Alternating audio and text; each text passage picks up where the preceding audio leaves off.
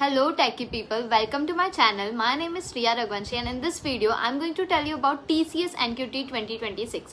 So इससे related complete detail में इस video में cover करने वाली हूँ क्या eligibility criteria है, how you have to prepare for this. और मैं ये video इसलिए बना रही हूँ because last year in 2025 I have cleared TCS NQT, so I can give you exact idea how you have to prepare. So watch this video till the end ताकि आपको complete idea मिल पाए. So let's start with the video. So firstly we will see the roles जो TCS offer कर रहा है. तो this time TCS is offering two roles, digital and prime. So हर बारी क्या होता है कि निंजा डिजिटल और प्राइम ऑफर करता है TCS, बट इस बारी डिजिटल एंड प्राइम के लिए ये ऑफर है. मे बी निंजा की भी ओपनिंग्स रह सकती हैं, लाइक अगर परफॉर्मेंस उस टाइप का है तो मे बी निंजा के लिए ऑफर भी दे सकते हैं वो लोग, but initially they have mention कि डिजिटल एंड प्राइम के लिए वो लोग हायर कर रहे हैं. सो डिजिटल में you can see the packages. अगर अंडर ग्रेजुएट है तो 7.09 LPA से लेकर 7.3 LPA मिल सकता है आपको. पोस्ट ग्रेजुएट के लिए you can see they are offering 7.39 LPA से 7.6 LPA and experience they have mention. तो 0 से 2 इयर्स का एक्सपीरियंस है आपके पास, so you can apply in this opportunity. And prime role के लिए this is the particular salary structure they have mentioned, right? Now let's move on to the next part. So here you can see the eligibility criteria. So the degrees which are eligible are BE BTech, ME MTech, MCA, MSc and all branches are allowed. BCA student are not eligible for this opportunity. Now you can see year of passing. So 2024, 2025 and 2026 ये सारे year के students eligible इस opportunity में. Minimum academic requirement में minimum 60% और 6 CGPA in 10th 12th and graduation होना चाहिए आपका. Then maximum 24 months overall academic gap is allowed in this opportunity. No active और pending backlog should be there. Then timeline. So registration इसके start हो चुके हैं 18th February से and it will go up till 20th of March and the last the test date will be starting from 10th March onwards. So आप सोच रहे होंगे कि जो रजिस्ट्रेशन डेट है वो 20 मार्च को क्लोज हो रही है एंड जो टेस्ट है वो 10 मार्च से कैसे स्टार्ट हो रहे हैं. तो जो पहले रजिस्टर कर देंगे उनकी टर्न आती जाएगी, राइट? सो 10 मार्च से ये टेस्ट स्टार्ट हो जाएंगे. Okay, so this is the selection process of TCS. So they conduct online test जिसमें aptitude और coding round रहता है.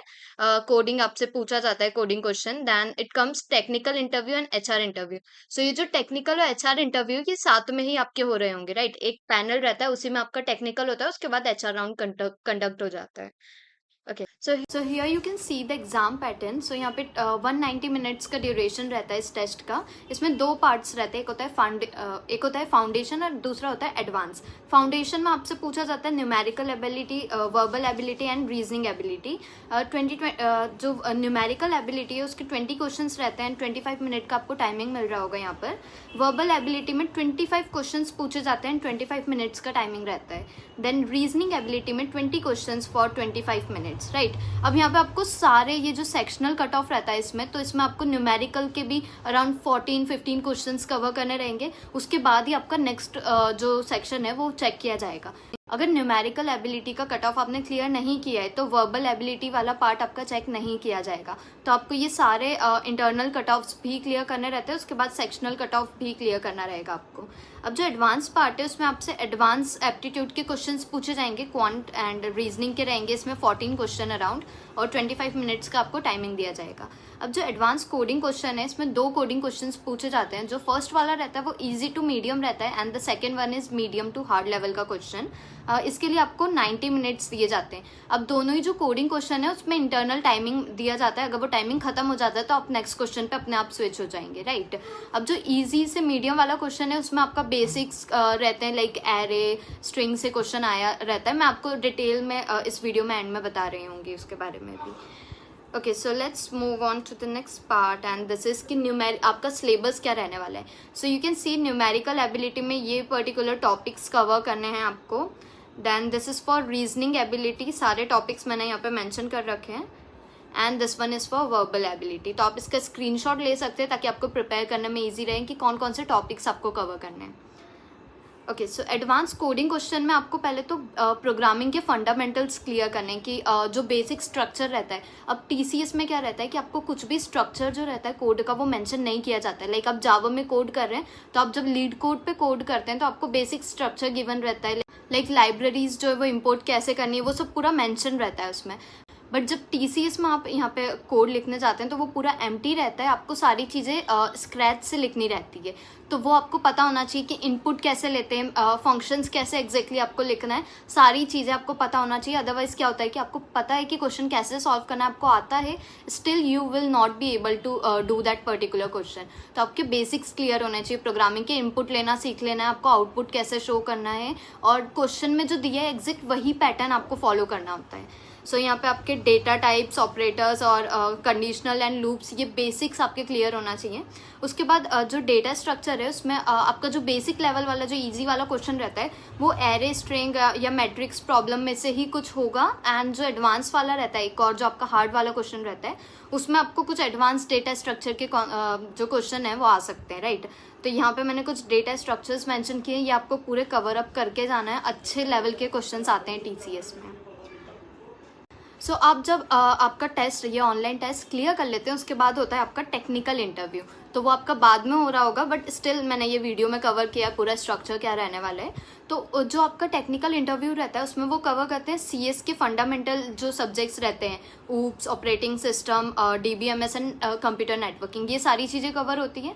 अलॉन्ग विद दैट वो आपसे DSA के क्वेश्चंस भी सॉल्व करवा सकते हैं। वहाँ पे कोई क्वेश्चन आपको दे सकते हैं and you have to solve that question. आपको कोड लिखना रहेगा, उनको एक्सप्लेन करना रहेगा, और आपका जो मेनली क्वेश्चन रहता है वो रेज्यूमे और आपके प्रोजेक्ट्स के अराउंड रिवॉल्व कर रहे होंगे। सो आप जब, एंड रिमेंबर कि DBMS में वो क्वेरीज भी लिखवाते हैं, राइट। अब आप प्रैक्टिस करने के लिए ये पर्टिकुलर प्लेटफॉर्म का यूज कर सकते हैं, दैट इज इंटरव्यू बिट। यहाँ पे so here I have mention some final tips जो आपको ध्यान में रखनी चाहिए। आपको प्रैक्टिस करना है, एप्टीट्यूड रेगुलरली प्रैक्टिस करना है। वहाँ पे बहुत बारी आपके साथ ऐसा भी हो सकता है कि आपको क्वेश्चंस आते हैं बट ड्यू टू टाइम आप अच्छे से परफॉर्म नहीं कर पा रहे। सो आपको स्पीड मेंटेन रखनी है, उसके साथ आपको शॉर्ट ट्रिक्स यूज़ करनी है ताकि आप अच्छे से सॉल्व कर पाएँ question. Then the second one is कि कोडिंग पे भी फोकस करना है, क्योंकि कोडिंग क्वेश्चंस मैटर करते हैं यहाँ पे। तो अभी से आपको पहले तो आप बेसिक से स्टार्ट करिए, बेसिक जो आपका स्ट्रक्चर है वो सारा लिखना सीखिए, और इनपुट कैसे लेना है, ये सारी चीज़ें कवर करने के बाद आपको DSA वाले क्वेश्चंस पे स्विच कर जाना है। एरे, स्ट्रिंग्स आपको बहुत अच्छे से कवर करना रहेगा इसमें। ओके, सो यहाँ पे आपको मॉक टेस्ट देने, राइट। तो बहुत सारे आपको मॉक टेस्ट की सीरीज मिल जाएंगे, तो वो आप परचेस कर लीजिए ताकि आपको मॉक टेस्ट दे के आपको पता चल जाएगा कि आपकी स्पीड कैसी है और आप कैसा परफॉर्म कर रहे हैं। जब आप एक्चुअल में वैसे इन्वायरमेंट में बैठ के प्रैक्टिस करते हैं तब आपको पता चलता है कि आप कैसे बिहेव कर रहे हैं, आप किस तरह से क्वेश्चन को सॉल्व कर रहे होंगे, राइट। नॉर्मली बैठ के आप इजीली कर पाएंगे, बट मॉक टेस्ट में जब टाइम बाउंडेशन में आपको सॉल्व करना है तब आपको एक्चुअल पता चलेगा कि कैसा आपका परफॉर्मेंस है, राइट। एंड देन आपको सारे कॉन्सेप्ट्स अच्छे से रिवाइज करने हैं। यहाँ पे मैंने CS फंडामेंटल के कॉन्सेप्ट रिवाइज करने का बोला है, ये आपके इंटरव्यू के पहले के लिए टिप दी है मैंने। देन आपके रेज्यूमे में 1 से 2 अच्छे प्रोजेक्ट होना चाहिए। एंड अगर आपका ऑनलाइन टेस्ट क्लियर हो जाता है उसके बाद की ये प्रोसेस है, जब आप इंटरव्यू के लिए प्रिपेयर करेंगे तो आपके पास 1 से 2 अच्छे प्रोजेक्ट्स होना चाहिए जिस पे आपका अच्छे से डिस्कशन भी हो पाए, right. Then improve communication and HR answer. So HR round भी रहता है, उसमें तो आपको HR क्वेश्चंस भी अच्छे से प्रिपेयर करना है। अभी राइट नाउ आपका जो मेन गोल है वो होना चाहिए ऑनलाइन टेस्ट पे, उसके लिए आपको डेली एप्टीट्यूड प्रैक्टिस करना है प्लस कोडिंग भी करना है। So that's all about this video. अगर वीडियो अच्छा लगा है तो लाइक कर देना, and if you have any doubt you can comment down, मैं ट्राई करूँगी आपको आंसर करने का। That's all about this video, see you in the next video.